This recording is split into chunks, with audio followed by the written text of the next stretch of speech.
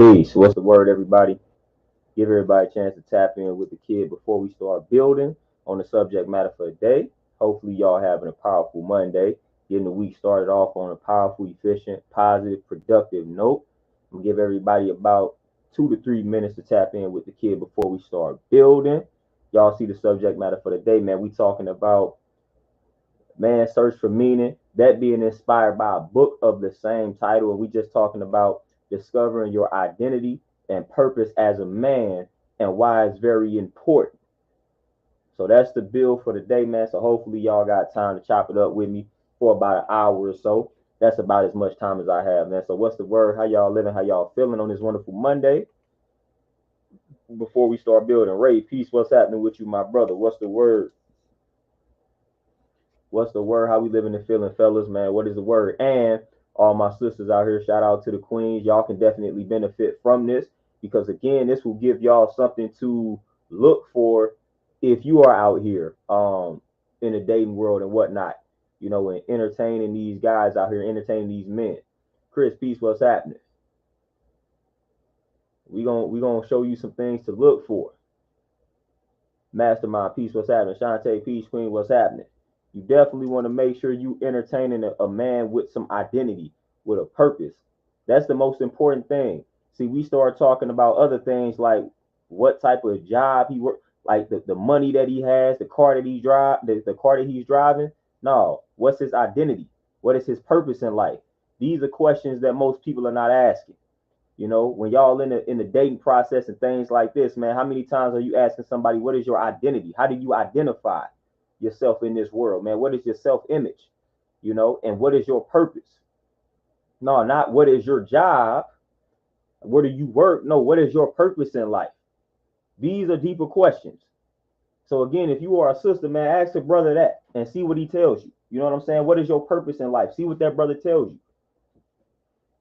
Aqua, aka Tamika, peace, what's happening? What's the word? Queen TZ, peace, what's happening? Delano, peace. Magic, peace, what's the word? So that's a more important, those are more important questions, man. What is his identity? How does he see himself? You know, what is his purpose? What is he striving to fulfill in life? These are things that are important. And a lot of brothers don't have an identity. They don't have, I will say this, they don't have an identity that they have discovered from within. They have an identity that they have accepted from other people outside of oneself.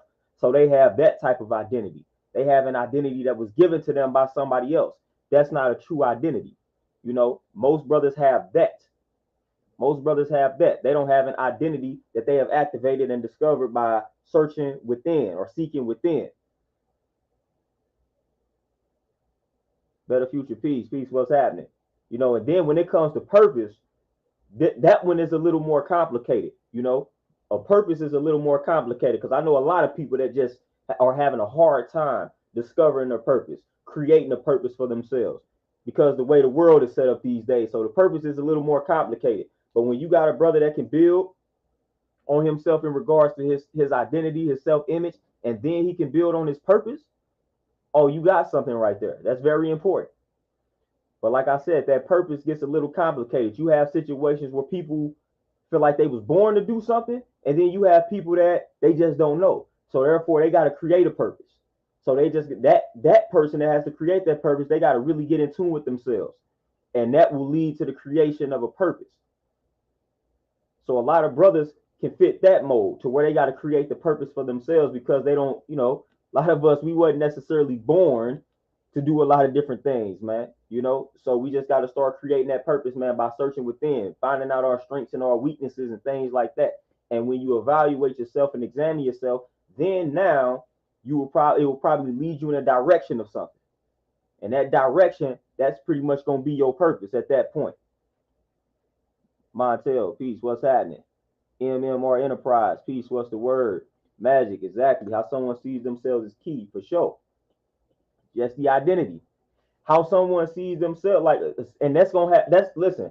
As a sister, I'm gonna tell you, pay attention to how a brother views himself. That's gonna tell a lot in regards to how he views you as well, and vice versa. And vice versa. Better future, my brother. Appreciate the donation. You say that's when you say that because I started looking into books that can lay out the guideline in defining one's purpose in this life. Book recommendation, please. Better Future. That's why I made the title what I did. That is the book that I recommend. Man's Search for Meaning. That's actually a book. It's a book by that same exact title. And that's the book that I would recommend. Man's Search for Meaning. Look that book up. I think it might be like $11 or $12 on Amazon. Yeah, let me tap in. But it's a classic book. Man's Search for Meaning, $11.99 on Amazon.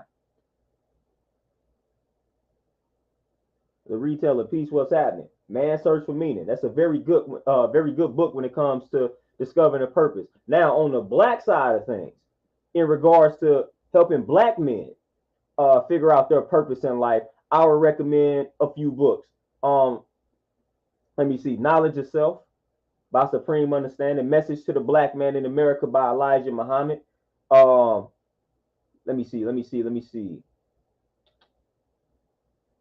The Science of Self, also by Supreme Understanding.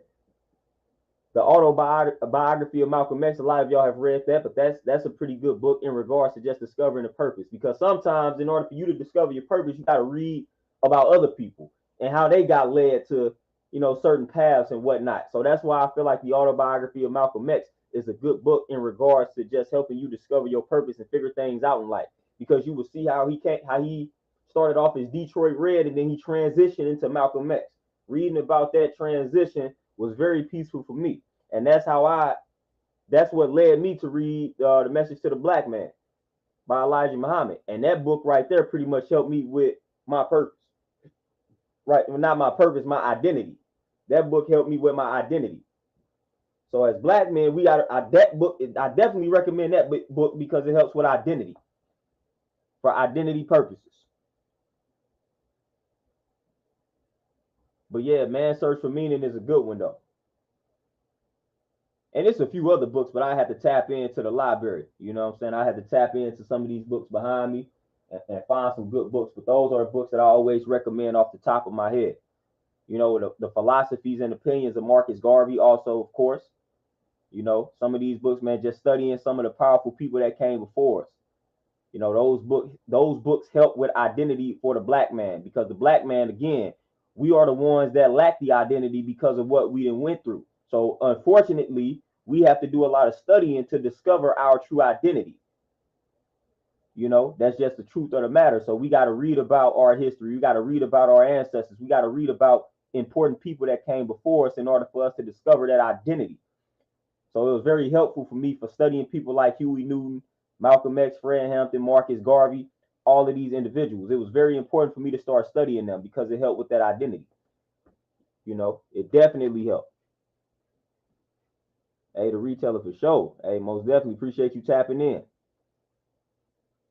But yeah, that identity was something else, man, because I struggled with that early on as a youngin, and that led to a lot of problems, a lot of things, a lot of characteristic traits that I have to this day stems from that identity crisis that I was suffering as a child. Again, y'all see the hair be nappy, you know what I'm saying? Y'all see the skin tone, the pigmentation. I'm not of the lighter shade, so y'all know you was getting a lot of flack. We was getting a lot of flack back in the day, and that just led to an identity crisis. Not being comfortable in your own skin and things like that. So it led to you being socially awkward and shy and not really wanting to communicate with people. So again, when you start living like that, your whole identity is shot through the roof. Your self-image is shot through the roof. You have no confidence. Your self-esteem is like very low. You know what I'm saying? You don't want to talk to people because you lack this confidence and this self-esteem. So I was suffering from all of that. And that still impacts me to this day, to where I really don't care to have conversations with people. And it all stems back from back then, just not being confident in oneself because of how the world viewed me. And as a child, you don't really, you know what I'm saying? You don't know any better. Like your parents can do a great job, but man, at the end of the day, we still have to go out here in society and we have to deal with society. And we have to, we watching what society is saying about people that look like us. And we going through the school system that's teaching us about people that look like us. And it's not necessarily in a favorable light. So that affects the psyche of a kid, man. That affects the psyche of a kid. That affects the subconscious of a kid, especially a black kid, a black child. And some of us never really recovered from that, you know, and that affected or negatively impacted a lot of us. I know it negatively impacted me, you know, on the subconscious tip, you know, and I'm glad, I'm fortunate that I was able to come across a lot of books, man, once I graduated high school, and that kind of boosted my self-esteem, boosted my confidence. Without those books, without music and things like that, I don't know where I would have been, you know. I don't know where I would have been. The real peace, what's happening? I don't know where I would have been, you know, and I have to build with a lot of sisters in regards to this subject matter, man. Again, like a lot of dudes, all these women want to talk about, you know, dudes approaching them and dudes doing X, Y, and Z. I'm like, a lot of dudes, y'all got to understand that a lot of men, like a lot of things that happen to us when we, just like women were traumatized when they were young girls, and it affected them in their adulthood.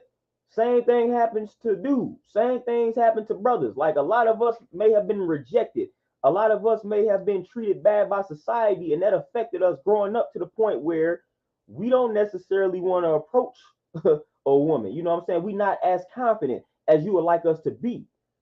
You know what I'm saying? And that has to do with a lot of our upbringings, man. So I be trying to get that through the minds of a lot of my sisters, man. Sometimes, man, that brother may want to talk to you, but he just don't know how to approach, or he just don't want to approach you because he has this fear of rejection. And that's a real thing out here because he was rejected so many times. And I'm talking about rejected for the weirdest of reasons or the worst of reasons. Skin tone, hair nappy, too short, just stupid things, shoes dirty. You know what I'm saying? Like little things like that that you got rejected for as a kid growing up and whatnot. You know, all of that, man. You get rejected enough times, now you're gonna have this fear of being rejected because you don't like how it feels. Nobody likes being rejected, let alone a kid. So when that kid gets rejected too often, he's going to shut down. He's not going to approach people. His self-esteem is going to be low. His confidence is going to be low. You know, again, so a lot of sisters don't be understanding that. And this just don't change overnight when we become adults, when we become older. If you had low self-esteem at 12 and you didn't do anything to work on it, then when you 18, 19, 20, you're still going to have low self-esteem. So some people think that when you reach a certain age, automatically this stuff's supposed to just change. It's supposed to go from childish to adulthood. Like, nah, it don't work like that.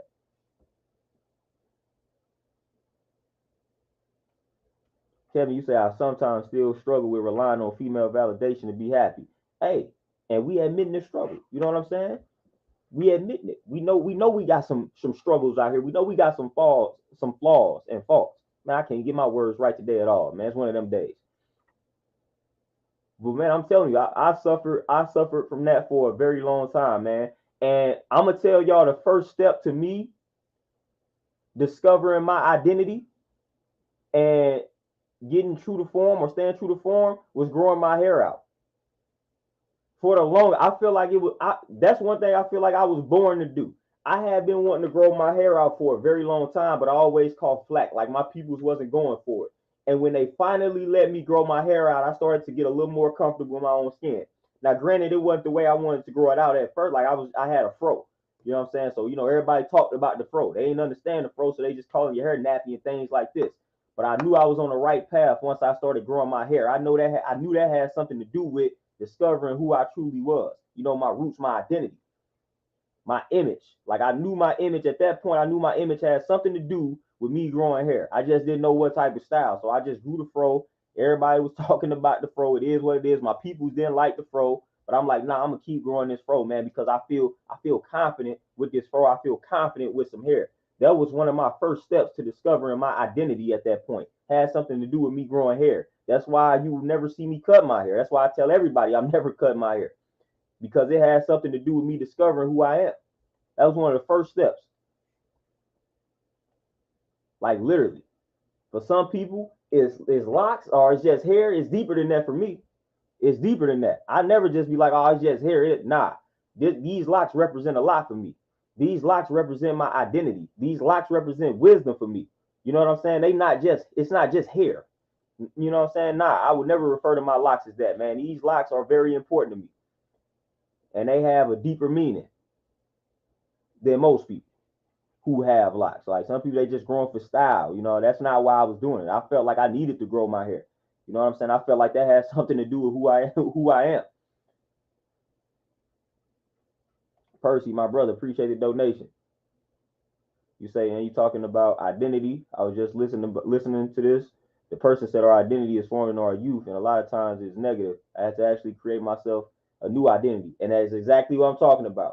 That's exactly what I'm. It's exactly why Black people are in the condition that we are in, because that image or that identity that we're talking about, for the most part, is definitely formed in our younger years. And for a lot of people, it's hard for us to break that identity crisis. You know, so we have accepted the identity that was given to us by our oppressor, by our enemy, by people that don't necessarily care for us. We have accepted that identity. And now we're walking around in self-destruct mode 24/7. That is a problem. And I had realized that. That's why I started doing the work. That's why I started to read. That's why I started to meditate. That's why I started to change the way that I was eating. Because I was like, nah. I was like, the way that I'm viewing myself is not necessarily healthy. And when I wasn't viewing myself in a healthy light, I viewed Black women in the trash light. I viewed other Black dudes in the trash light. Like everything was trash because it reflected my trash self-image. So that's what I'm telling you. When you have a positive self-image, you start viewing everything and everybody that's connected to you in a positive light. So that's why I view Black women in a very positive light. That's why I view my brothers in a positive light, no matter what they have done.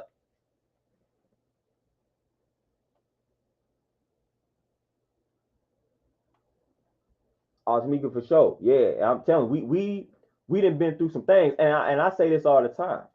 Young girls back in the day were ruthless. You know what I'm saying? So when you got rejected by some young girls back in the day, as a man, you remember these things. That stuff stung.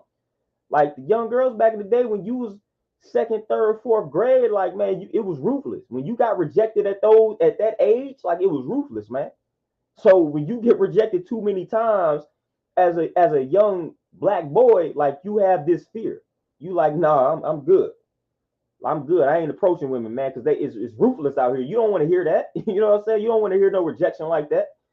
So again, it happens to you 5, 6, 7 times, and you like, I'm cool on all that, and that affects you in your later years. Zen and peace, what's happening? Isaiah, peace, what's the word? Antoinette, peace, queen, what's happening? CEO, peace, what's the word? What's happening? So yeah, unfortunately, that's where our identity shapes up first. So a lot of times, man, we have to go back and evaluate the childhood, and we have to rid ourselves of a lot of these negative traits and qualities and whatnot that were developed when we were children. And we got to rewire the brain, and we got to create better characteristic traits, better personality traits.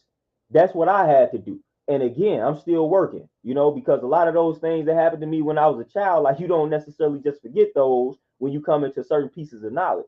And then if you've been acting away for 20, 25 years, it don't change overnight, you know? So it takes time. It really takes time. It takes time. It takes commitment. You know what I'm saying? It takes consistency and things like that.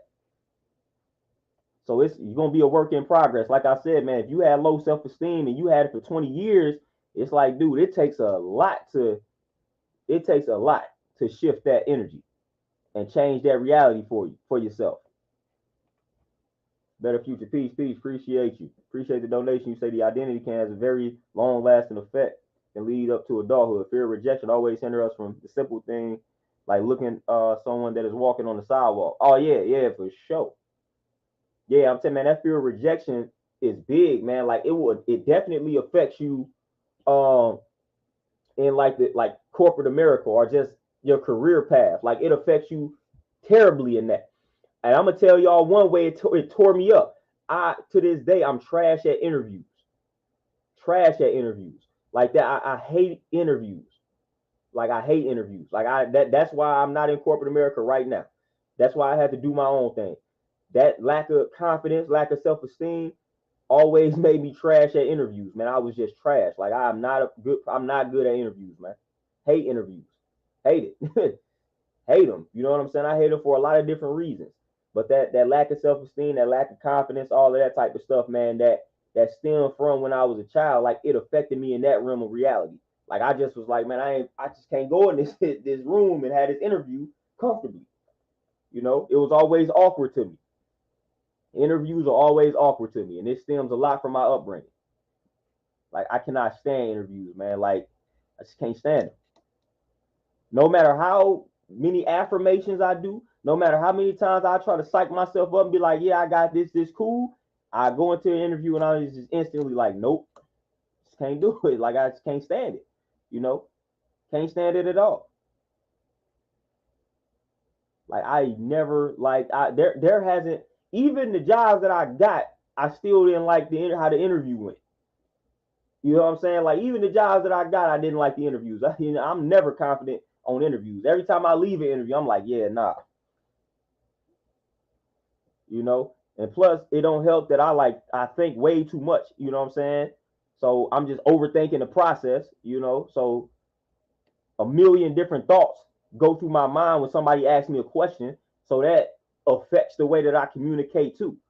So I hate that. So then when I would leave an interview, then I would think about all the things I didn't say that I wish I had said. So interviews be overwhelming my brain, man. Like it's too much that I be wanting to say, you know. And that's why I've always had a problem with like communication and just talking. So like I have a lot of things running through my mind to the point where I just won't even say anything because I don't know how to communicate all this.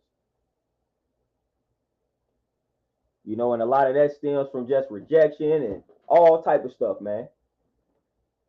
That's connected back to the childhood. Man, Magic, I'm telling you, boy, I'm telling you, them listen, them young girls back in the day when they didn't like you, boy, they let you know and they wasn't nice about it.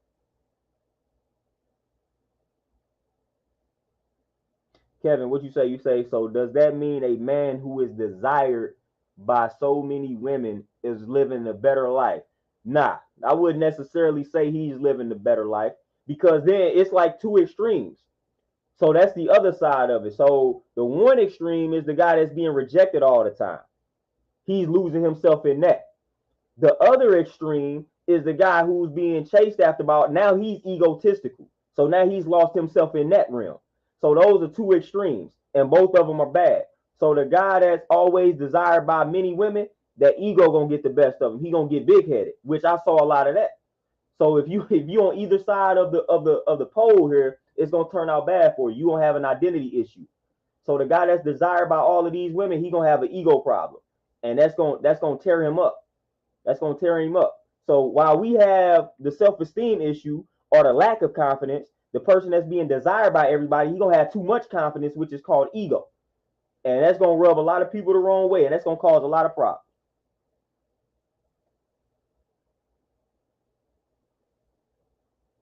Nah, Montel, I'm telling you, I don't like any interview. Like it's not certain interviews. I'm telling you right now, I don't like any interview. Like not one interview. When the word interview is attached to something, I'm not fond of it. Like I do not like interviews. I don't like the interview process. I don't like anything about it, whether it's a phone interview, whether we in person. I don't like interviews if I'm conducting the interview. Like I don't like anything about an interview. Everything about an interview is just awkward, and I can do without an interview. I just don't like interviews at all. Like I've never fared well in an interview because I don't like them. It's not a specific interview. Like I'm telling you straight up from the horse's mouth that I don't like any interview. Like no, like it's just I don't like it. If you told me right now, tomorrow I got to go in an interview, I'm gonna have I'm just gonna be annoyed by it. Like I'm not gonna like it. I'm not gonna like the fact that I got to do this. Like nah, I don't like interviews. Like I'm just like I don't know how else to word it. Like I really don't like an interview. It's like nothing about it. Just like I didn't like presentations back in back in school. Like I hated getting up making presentations. You know, I just don't. It's certain things people just don't like. Interviews is one of them. You know, just I will never like interview. I can get my confidence sky high, and I still just won't like interviews. You know, Louisiana Peace, what's happening? Magic, what you say? The fear of rejection makes you hyper aware of everything you say for fear. Yep. And I'm gonna tell. And Magic, it's funny that you say that because that also affected me playing sports as a youngin. The fear of rejection. It made me that actually led to me overthinking, which is basically what you were saying. So when you come across somebody who's overthinking, it may stem from this fear of rejection. You know, straight up. That actually started to affect me playing sports. I started to overthink because I didn't want to be rejected. Like I had that fear of rejection so bad that when I would be playing basketball, man, I'd be overthinking. Something that once came naturally to me started to become a problem because I was overthinking. I didn't want somebody to tell me I messed up, made a mistake. I wanted to be accepted by everybody. I didn't want my pops yelling at me, things like that. So I was like, dude, I gotta do everything perfect. That's where like my perfectionist attitude comes from. That's where my perfectionist attitude come from, man. Like I always felt like I had to be perfect, you know, because of that fear of rejection. I did not like to be rejected. I didn't like for anything to be wrong. I'm like, dude, everything gotta be perfect. So that started to affect me playing sports as a child, man. I started to overthink. And I used to be, man, like naturally, I was nice at basketball. Like naturally, it wasn't nothing. Then when my confidence got a little shot, man, I get that ball, man. All of a sudden, it's just like I forgot how to play basketball, man, because now I'm overthinking. You know, so that's when I years later when I came across Bruce Lee's philosophy, that helped me out when he talked about the effortless effort and things like that, man. Like I needed to hear that because I had lost that just by overthinking the process. It is a horrible. It's horrible. Like I started to overthink everything, man, because of that fear of rejection, that fear of failure. Like I'm like, dude, if I fail like that, I associated that with rejection. I associated that with not being good enough. You know, all of it was in the same box to me. So I was like, nah, I gotta do good in everything that I do. And y'all know how that goes. You finna overthink everything. And you gonna overthink everything to the point where you probably gonna get exactly what you was trying to avoid. So you would get the exact grade you was trying to dodge by trying to be so perfect. That used to destroy me. Man, that used to destroy me. Still to this day, man, I had this perfectionist mindset. Like everything gotta be perfect. If one little thing is wrong, I feel like kill the whole project. You know what I'm saying? One little thing wrong, one little typo, kill the whole project. It just destroyed my whole mood, my situation. But I'm getting better with it though. I'm getting better with it though.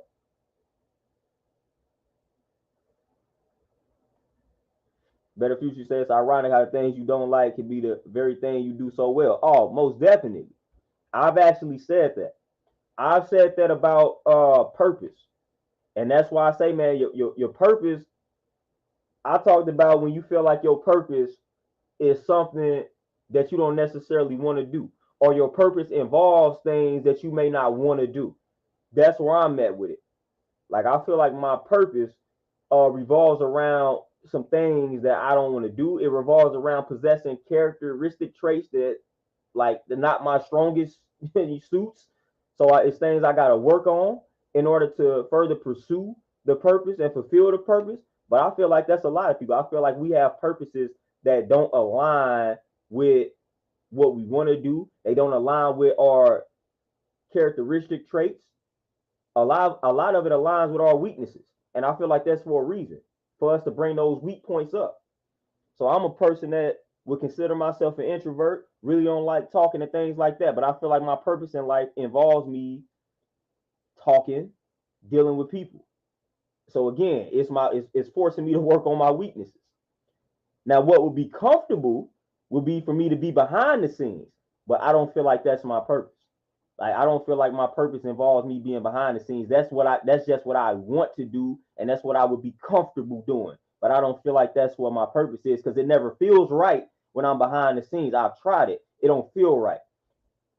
It don't feel right. Like when I try to do things behind the scenes, I'm like, yeah, this don't feel like me. This don't feel like what I'm supposed to be doing. That's how you start really tapping into your purpose, man, because it's all about that feeling. You know, when you get in tune, you start doing things you like, this don't feel right. Listen to that feeling. When something don't feel right, listen to it. Like, yeah, this don't feel right, therefore it's not right. Don't try to force it. Cristiano, peace, what's happening? Louisiana, what you say? Especially social interviews because they already have narratives to push with questions they got ready. They know your viewpoints gonna differ from yours, so they use that as a weapon to get society to come attack you from going against their agenda for sure. And you know what's crazy, Louisiana? Actually, when it's an interview like that, I would thrive. You know, when it's an interview where I can actually be a little controversial and say what I want to say, and I feel like they coming from an angle where they try to attack me, I'm a thrive in that. I welcome you to do that. You know what I'm saying? That's right up my alley. it's it most of the time these interviews though, it's like when I gotta talk about stuff I really don't care about.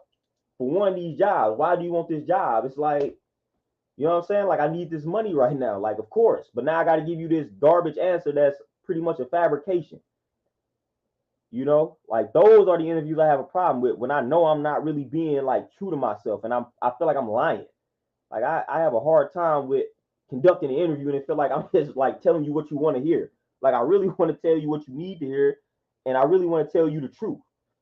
So I have a hard time trying to tell you I need this job based off of some research I just did in the car before I walk in here about the company and how I feel like it's a prestigious company to work for, how I see myself moving up the like I that's a lie. Like I don't feel like I don't want to tell you that.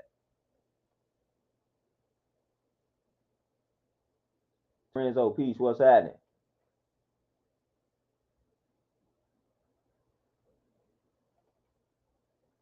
Percy, you said you were rejected by women. I have to did it shock you when you pulled the Nika? No, see, let me the rejection for me was pretty much all throughout elementary school, or some people call it grade school, whatever they call it. Like when I told y'all about discovering my identity. I started to discover my identity when I grew my hair out, but I started out with a fro. Once I started like getting braids and two string twisties and stuff like that, then I wasn't necessarily getting rejected by women at that point. But I was still affected by those earlier years, so I never really approached them because of that. But at that point, like when I got to high school, I wasn't really getting rejected like that. People actually was fooling with the kid. I just didn't know how to respond to it because I wasn't used to it. You know, for a minute I was just like I'm undesirable, and then once I started, and so then what happened was this is what happened. I grew my hair out, and of course I got an athletic build. So, but in high school it was more enhanced. I became a little more muscular and things like that. So then what started to happen? I started to say, well, y'all only rocking with the kid because I got muscles and because my hair is a little long. So that's what a person with low self-esteem gonna start doing. We gonna start saying y'all only fooling with us because of something else. You know what I'm saying? It can't be the face. It's got to be because I got these muscles or because my hair is long or something like that. So I started finding those type of reasons as to why they was pursuing me in the first place or fooling with me in the first place. It wasn't until I got like close to being out of high school that I realized like, all right, they probably rocking with how I'm looking. They probably rocking with how I carry myself. All of this, you know. So yeah, I had people pursuing me all throughout like eighth grade, all the way up until up until this point. But I just never knew how to respond to it, or I thought they was doing it for like artificial reasons. Some of them probably were, some of them probably were. But I had started to discover my identity around that time, and it was like, all right, once I discovered my identity, it's like people took notice, and I realized that that's something that I realized that actually attracted the women or the young girls at that time, and I think indirectly, like people don't even know what was happening. It was like people wasn't rocking with me when I was a young kid with the bald head, but it's like once I started to grow my hair out, that was me. That was my identity, and then that made people gravitate towards me.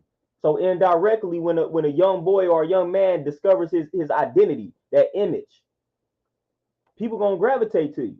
That's what indirectly happened to me. Once I started growing my hair out and was like, yeah, this is me. This is my look. This is my identity. This is who I am. When you see these locks, you gonna see me. This is me. That right there was all right. That's when people start taking notice. That's literally what happened. That's literally how my life panned out. Like, oh, okay, yeah, okay. Now we see you. Now we see you. Because once I started growing the hair out, it was like it was a certain way that I just started carrying myself, and it was almost like indirect. I wasn't even paying attention to it. It's like it almost just happened. Once I started to grow the hair out, because I started getting comfortable. I was like, yeah, I like this look. You know what I'm saying? This it. I feel right. This feels right. I ain't feel right when I had this low cut. Like, nah, this ain't me. So I was growing into myself, man. I was growing into my image. The Mario piece, what's happening? Kevin, what you say? You say how old are you? 31. Jonathan, for sure. And that's exactly what was happening. But it was all at that point, at that time, I ain't understanding what's happening. So I'm trying to find, I'm like, oh, they only fooling with me because X, Y, and Z. You know what I'm saying? I'm trying to find all type of reasons outside of just my personality or my identity at that point. I'm trying to find all other reasons. But all of that was a part of me though. You know what I'm saying? The hair, me being athletic, like that was who I was at the time. I mean, that's kind of still who I am, like right now, you know? So that was just me discovering my identity and people gravitating towards that identity. But I just didn't know what was happening at that time.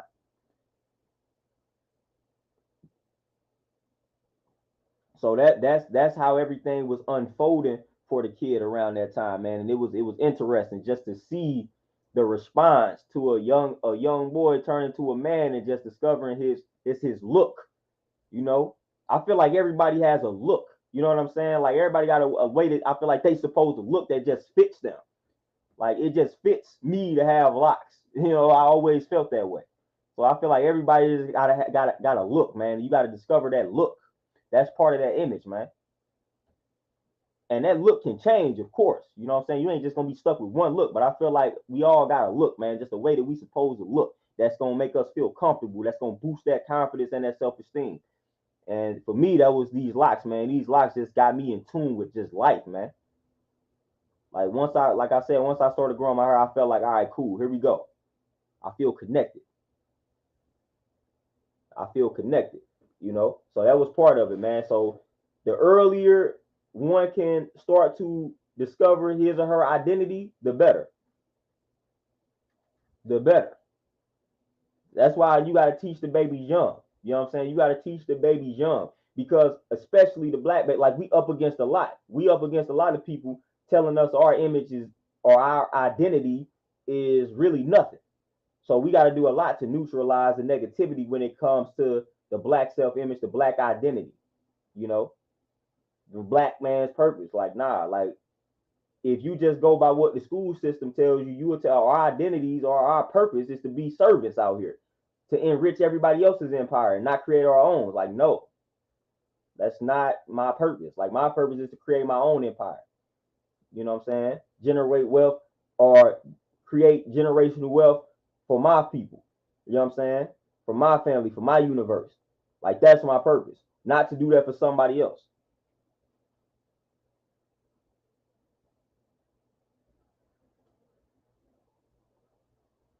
Mastermind, you say, how did you even come into the realization that it was a problem with identity? How would you more solidify your true identity in a process? Okay, so how did I even come into the realization that it was a problem with identity? It's almost like it wasn't no set date to where I was like, boom, it's an identity problem. It was just something that I always felt. Like it was something that I had always felt. You know, I just kind of always felt that it had something to do with my identity. And then everything got confirmed for me once I started to read more of the books when I graduated like high school. And I started tapping into these books by like Elijah Muhammad, the Knowledge of Self book that I mentioned, man. I just started tapping into like our culture. Once I started studying these things, everything was lining up with how I felt. And guess what? Everything was going back to identity, knowledge of self, self-image. So I was like, ooh, this is connecting with how I felt. So everything got confirmed for me once I started to read the books and whatnot, right around the age of like 18. So once I started to read these books and everything was talking about knowledge of self. See, I hadn't heard that term before. I'm like, man, what are you talking, like, what are they talking about? Knowledge of self, self-knowledge, know thyself. Like all of it started going back to knowing oneself, which is identity. You know, so when I started doing the knowledge to all of that and it started connecting back to that same thing, knowledge itself, it was confirmation. It's confirmation. Confirmation. Luke, peace, what's happening? Walker, yeah, the beard. As y'all see, I've been trying to grow like a straight beard for a long time. Yeah, that don't work for me. Like that struggling with that. But we gonna get there though.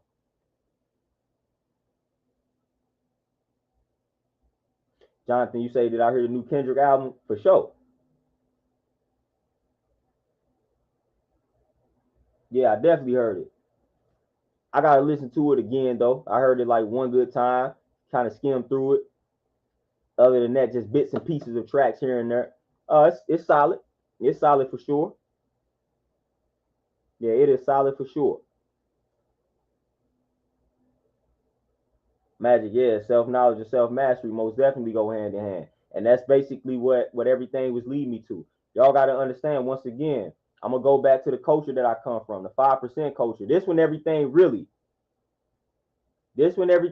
got confirmed. Once I got the lesson, man, and the number one degree, the first degree is who is the original man. The original man is the Asiatic black man, the maker, the owner, the cream of the planet Earth, father of civilization, God of the universe. Once I came across that degree, I was like, all right, bet. That's what I needed. That the time where I received it is exactly when I needed it. Once I got that degree, I said, okay, now everything is making sense. And that right there put a cap on my identity. That one degree now is how I identify myself. All I got to do is quote that degree now. You know, when I talk about being the original man, that's exactly what I mean, man. The maker, the owner. This is all things that I was talking about.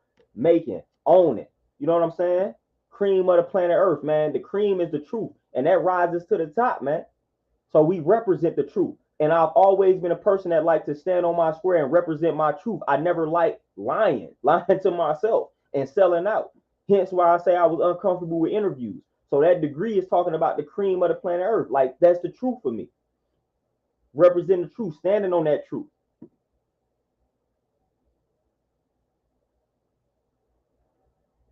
You know, so when I came across that degree, man, that degree didn't take me anything to memorize because it resonated with me. I needed it. You know what I'm saying? That put a cap on my identity.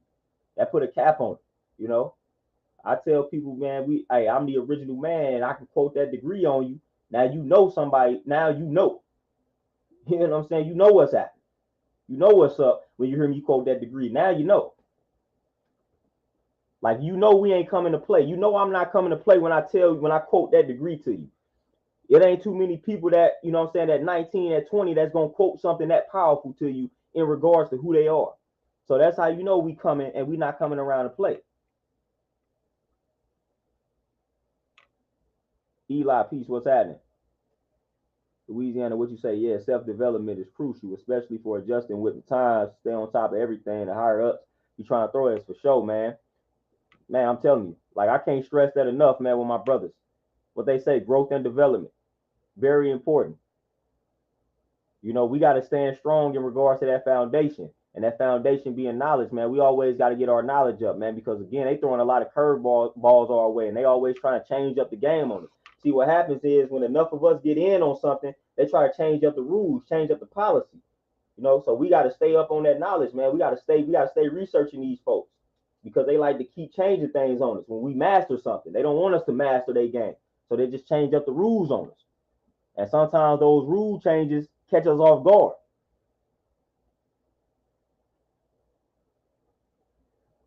Terenzo, 100% right and exact. Beautiful Shalom. Peace. What's happening? Kevin, you say, what's your thoughts on scamming? It seems like young people my age are making easy money while I'm missing out. No, sir. I don't, to me, I don't advocate anything that's easy, like easy money. I don't advocate that. I don't advocate it in the sense that most people talk about it, because I feel like when you pursuing your passion, that's easy money. It just ain't gonna come to you quick. It's easy money in the sense of you fulfilling your duty, you fulfilling your mission in life. You know what I'm saying? You fulfilling your purpose. So that should come easy, but it's not gonna come quick. But the easy money that you're talking about, I don't advocate that. It's a lot of problems that's gonna come with pursuing something that leads to quick money or money quick fast. Slow and steady wins the race, and that's my philosophy that I'm always sticking to. Like, I'm gonna always stick to that reality. Slow and steady wins the race. Slow and steady wins the race. I don't want no quick money. I don't want anything that's promising me to take my $300 and make it 3,000 by the end of the week. No, I don't want it. Salacious, peace, what's happening? I don't want anything along those lines. I'm good. So I tell brothers all the time, stay on your purpose, man. Beautiful Shalom, most definitely walk in your purpose. Yeah, but I tell brothers that all the time. Stay on your purpose. Stay committed to your purpose. Money, wealth, all of that will follow. Stay committed to your purpose. Stay committed to your purpose, man. I'm telling y'all, every business book you're going to read going to tell you the same thing. Stay committed to your purpose. Stay committed to your purpose. Once you discover this purpose, stay committed to it. Or your craft, whatever you want to, whatever word you want to use. Stay committed to it. All the money, all that, that's going to follow. When you focus on mastering your craft or fulfilling your purpose, all that other stuff is gonna follow. It is inevitable. It may not happen quick, but it's gonna happen. It's inevitable. But just focus on it. Don't be looking at something. Oh, you gonna have 5,000. No, quick money, all that nonsense. Don't fall for none of that. So okie doke. Don't fall for it.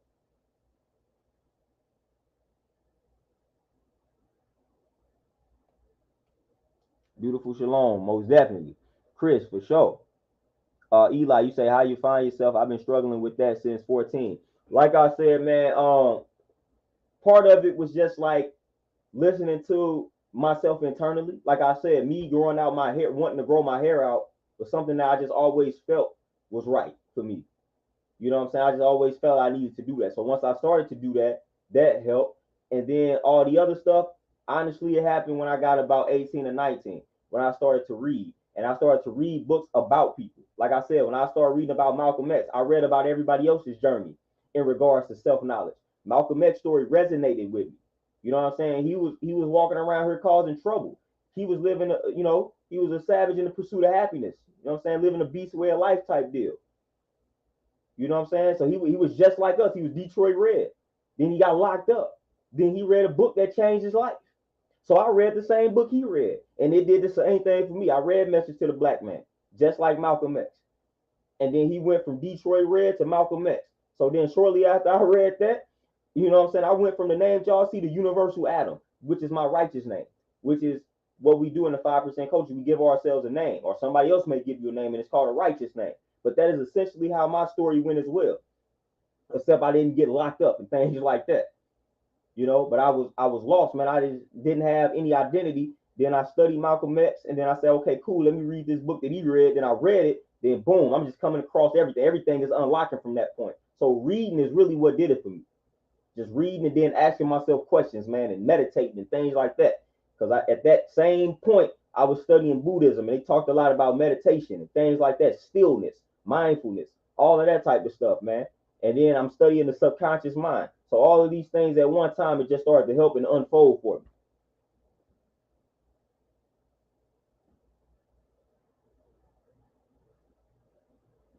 So it was a whole process, man. But I attribute a lot of that to like reading. That's why I'm so adamant about reading. That's why I'm so adamant about knowledge. Because for real, that stuff kind of saved my life, man. Not kind of, it did. It really saved my life. Just taking up reading saved my life. That's why I'm so big on it. That's why y'all see these books in the background. That's why I got hundreds upon hundreds of books, because the stuff helped me. Stuff saved my life, man. If it weren't for these books, ain't no telling where I would be.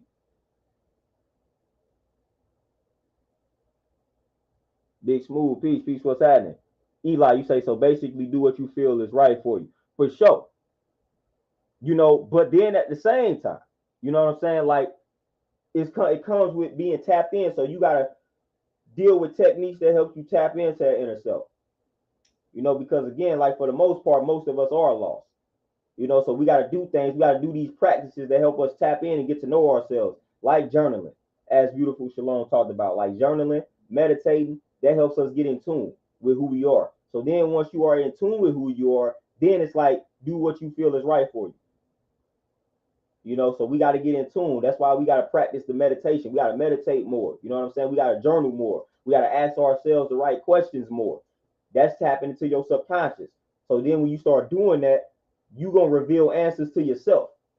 And then when you do that, now you have all the tools that you need to kind of discover yourself. And then now once you get all that, once you get all that sorted out, now it's like, all right, boom, do what feels right. Because now what feels right is going to be what's actually right and exact. Akuma, peace, what's happening? Montel, for sure. The collection keeps growing.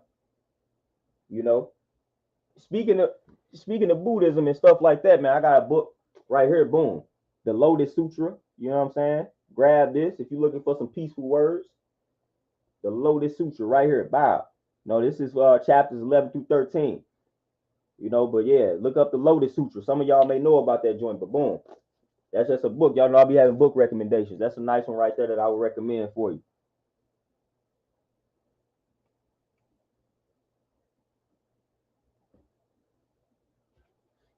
Beautiful Shalom, waste a lot of time.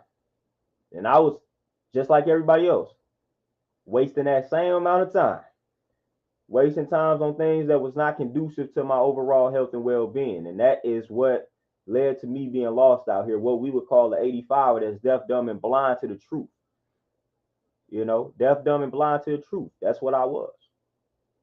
I was deaf, dumb, and blind to the truth, man, because I was entertaining a lot of nonsense. Now, I would say I was not totally that way, because all while I felt like I was lost out, deep down, I always had this, you know, this feeling about who I truly was and what I needed to do. I just didn't have it confirmed. So deep down, I kind of always had these questions and these doubts and these concerns, and then these answers and things like that just never got confirmed until I got a little bit older. So I always felt a certain type of way back then about certain things, about certain concepts, about certain belief systems. I just never had them confirmed. So then once I got a little older and started doing my own research, they got confirmed. And I was like, I always felt this way.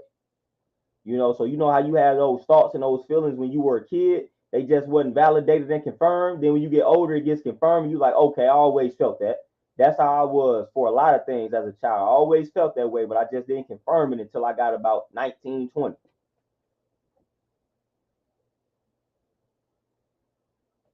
You know, so I was sitting on a lot of what people would call dark thoughts and things like that for a very long time. And I felt like I couldn't share with people because I feel like I would have been judged had I shared them with folks. You know, I would have been condemned. I would have been criticized if I would have shared some of these thoughts. So I sat on them. Then when I got old enough, I started to research, and I was like, oh, okay. So some of these thoughts got confirmed, and they wasn't necessarily so dark. Or I would say they were dark, but the dark is not something to be afraid of or something that we should fear. So I was like, okay, cool. This is confirming what I felt and what I thought.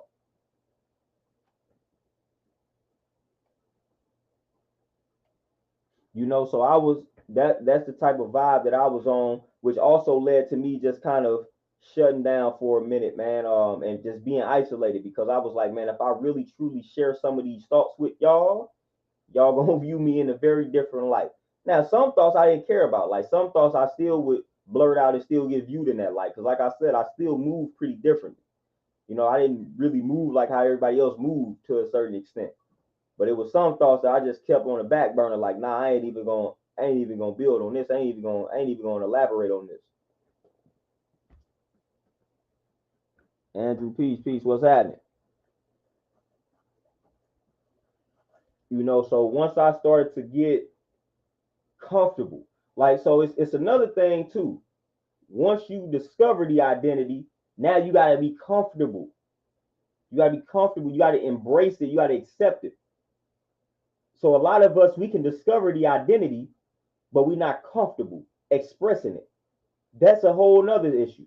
So you got the identity figured out, but now you're not comfortable expressing it because it's going to be totally different from how you was living. So if you discover this identity at 25, you might be uncomfortable expressing it because it's like all the people that's around you gonna look at you weird because again, you're afraid of being judged by these folks. Just imagine for 25 years, you and I'm gonna just use me for example. You a God-fearing Baptist, meat-eating black child, then you finna turn around being a 5% vegan. Like you don't know how to express that. You know what I'm saying? Or you may have this fear to express that right off the bat. So it's going to take you some years probably to get comfortable enough to express this identity around certain people. That's what happened to me. So once I really started to once I really started to accept it, like, all right, this is who I am. Now came, okay, now I got to express it and live it out amongst the public. How that's going to work? How I'm going to walk around telling people I don't eat meat and I don't eat dairy products? How this going to work? You know, this is about to be uncomfortable. This is about to be awkward. This is about to be odd.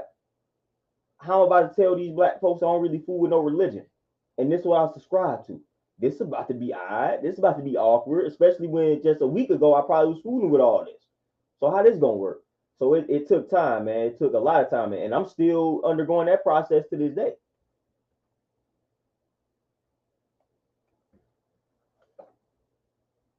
Louisiana, most definitely, why a lot of people live double lives. That's most definitely right and exact for that. That's exactly why a lot of people live these double lives, man. And it's unfortunate, but I understand it because I was in that field. I was in that field. I was in that field. Like, man, something, and there's some things you just don't really care to be, you know what I'm saying? Like, you just don't really be caring to talk to other people about, but it's like you're going to have to face that day anyway. Like, when I made the transition to go vegan, I was like, I really don't care to be talking to people about it, but it's like if people invite you out to eat, it's going to come out anyway. So it's like you had to have these conversations. So you was forced to have certain conversations, you know? And you know me, I don't like to be forced to do anything.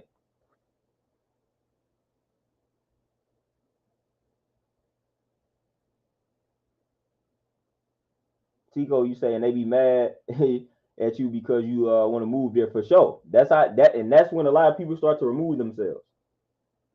Our card piece, what's happening? Luke for sure.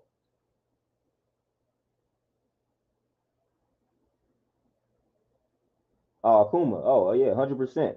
And Kevin, what you say? Do you think you can be on your purpose while having multiple females on your free time? You can manage your time properly. I'm gonna be, I'm gonna be honest here. I'll be honest with that question, Kevin. We're gonna ask the question again. Matter of fact, we'll put it on the screen. Do you think you can be on your purpose while having multiple females on your free time if you can manage your time properly? People ain't gonna like my answer, but I'm gonna say no. I'm gonna say no. I'm gonna say no. You cannot. You know, and again, it may be a very unpopular answer because you worded it very carefully. You made sure you say if you can manage your time properly. At the end of the day, I feel like when you juggling multiple females and you got your purpose that you focusing on, it's hard to manage your time properly at that particular point. You know, it's hard.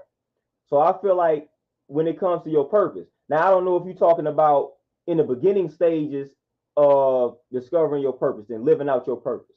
I feel like one of the best things you can do as a man is again get that identity in order, get that purpose figured out, and work on that purpose for a few years, and then you can start entertaining folks. Like once you solidify that foundation in regards to your purpose, man, you got things in motion. Then I feel like that's the safest time to start entertaining people. Because you got to understand, as a man, contrary to what some of these women are, they expect for us to come into a situation a certain type of way, bringing certain things to the table. And as a man, subconsciously, that's what you want to do. So you got to make sure all your ducks are in a row, first and foremost. And I feel like, man, it's hard to do that in the beginning stages of your fulfilling your purpose and living out your purpose and trying to entertain, trying to date. It can get complicated, man. It can get very complicated. Now I shouldn't say no all the way because some people can do that. I would honestly say that's what I did. You know what I'm saying? So I ain't go. I should go back and say not no all the way, but I just wouldn't recommend it because it could be a little more complicated. Like brothers, it's a lot of pressure on us. Contrary to what the world's saying, contrary to what a lot of these folks on YouTube saying, Sharif and Peace, it's a lot of pressure on us when we get in these relationships, when we start dealing with women. It's a lot of pressure on us. And a lot of this pressure we put on ourselves because of how we was brought up, because of old traditions. You know what I'm saying? So it's a lot of pressure on us, man. So in order for us to live up to this pressure, in order for us to get rid of some of this pressure, man, we got to make sure we doing what's right and exact. And in order for us to do that, we got to be comfortable with who we are. We got to know who we are first. We got to be comfortable with it. We got to be comfortable living out that reality. And then we got to be on our purpose, man. We got to be putting these things into motion because any and everything can distract us from that. Any and everything can distract us from that. And let's just be honest, man. A lot of dudes don't have discipline when it comes to women. A lot of dudes don't have discipline when it comes to women. So that's why I feel like I was able to do because I have discipline. I may not be top tier when it comes to discipline, but I have a I have a little bit of discipline. I have enough discipline to where I could deal with a woman and still pursue my, you know what I'm saying, my purpose, fulfill my purpose, continue to discover my identity and things like that. I have enough discipline to do that. But a lot of brothers, the discipline goes out the window when it comes to dealing with these women. So that's why, for the most part, I'm saying I wouldn't recommend it. I'm not saying I wouldn't recommend it to the fault of women. It's just brothers be starting to lack discipline when it comes to women. They start doing acting crazy. They start half-assing the work. It just gets bad. It gets sloppy, and dudes start to forget what's important when they start entertaining these women. That's why I'm saying I wouldn't recommend it. If you don't have, that you don't have discipline when it comes to these women, man, don't be trying to juggle dealing with multiple women and fulfilling your purpose, or starting out the beginning process of fulfilling your purpose. Because it could be, I'm telling you, it's going to distract you. And a lot of dudes, what I'm saying, attention span ain't the greatest. So it ain't nothing for dudes to get distracted by a nice, attractive woman. It's nothing. It's nothing for you to forget all about your purpose just so you can satisfy this woman. You know what I'm saying? So I didn't seen it all. I seen dudes be on point, and then when they get with a woman, it's like they start tripping. They start going in a total different direction. Totally different direction. It's like, dude, what you was on point, you was on your square, now you're knocked off the square. So again, now when you get with the right woman, she gonna make sure you don't do that. So that's another thing too. You get with the right woman, she gonna see to it that you don't do that. So that's also something to look out for. You entertaining a woman, and she is trying to talk you out of pursuing your purpose and fulfilling your purpose. Then you're like, hold on, because you get with the right woman, she gonna be like, oh, okay, he on his purpose. She ain't gonna try to take you away from that. She ain't gonna try to take you away from that. Terenzo, my brother, appreciate the donation. You say the identity crisis was engineered by those who fled from Europe and thought they landed on Plymouth Rock. Confusion was used and still is. Hey, yeah, we know what they said about Plymouth Rock. Plymouth Rock landed on us, huh?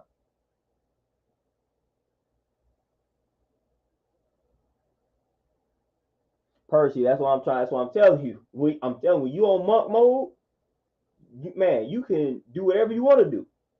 So that's why I say you gotta be mindful, man, when you start entertaining, when you try to get into relationships, when you like own your purpose, and like when you really own your purpose. Like when you just figured out your purpose, when it's all making sense to you, hey, you want to be a little mindful at that point. Because again, a relationship, I mean, stuff is beautiful. It's beauty in relationships. It leads to beautiful things. But it's going to be a distraction in the beginning, like if you're not thoroughly solidified in your purpose, man. So again, do not distract yourself. Do not distract yourself. Get it solidified first. Then it's like, all right, cool. Now I'm ready to bring somebody into the mix because now I got my foundation set. Because I've seen dudes lose it. I've seen dudes lose themselves chasing these women. Seen it. I have seen it. Andrew, you say, do you think smoking weed is distracting and taking people away from their purpose? With that, now I'm not gonna say that necessarily. Like I said, when people use it as a crutch and feel like it's something that they need to be productive in life, then I'm like, hold on. But I'm not gonna necessarily say that it's distracting and taking people away from their purpose. I ain't gonna even say that. I ain't gonna say that. Akuma, 100%. Luke, yes sir. NT, you say, what do you think about the Buffalo situation? Oh yeah, NT, I talked about that yesterday. Sure. Y'all know what it is. Y'all know my sentiments on that. You know what I'm saying? Like we know what it is. We can start talking about MK Ultra. I already know he went through that system, the mind control situation. I already know he went through that. I already know that, bro. I already know that white boy, that 18-year-old white boy went through the MK Ultra situation, man. So he was definitely, his mind control. That's part of it. That's part of this process. Part of what happened. Definitely involves some mind control. Definitely. You know. But y'all, man, I'm tapping into the time. I'm looking at the time. I'm trying not to be late anymore out here, man. Something I'm working on. Man. Cause I'll be out here. I'll be running late all the time out here. So I'm trying to work on that.